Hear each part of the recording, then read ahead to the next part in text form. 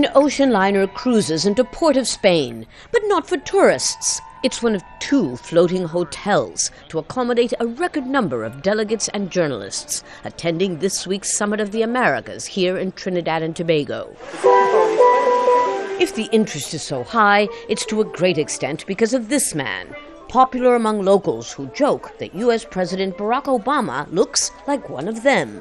He brings a fresh approach. He's very people-oriented, he's very warm and very interested in establishing relations and reversing negative relations as well with the rest of the world.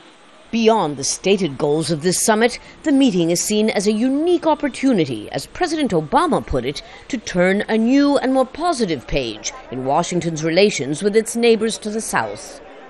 Brazil's president has told Al Jazeera he agrees. Eu saí muito bem impressionado. I am very impressed with Obama. I think Obama has the opportunity to be the first U.S. president to have a non-hegemonistic vision of Latin America, to establish a partnership where every nation is free of U.S. interference, where the U.S. ambassador doesn't try to dictate local policies. Not everyone is so enthusiastic about Obama. Friday, he will come face-to-face for the first time with Washington's staunchest regional critics, led by Venezuela's Hugo Chavez, the same man who compared George Bush to Satan and Hitler.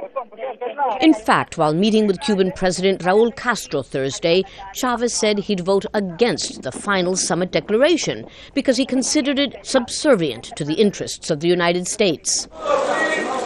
And from the far left to the political right, regional leaders will be demanding Obama stop isolating Cuba, the only country in this hemisphere excluded from the summit. Eu disse ao presidente Obama, I have told President Obama that there is no academic, sociological, political, economic, ethical, or moral explanation for maintaining the blockade against Cuba.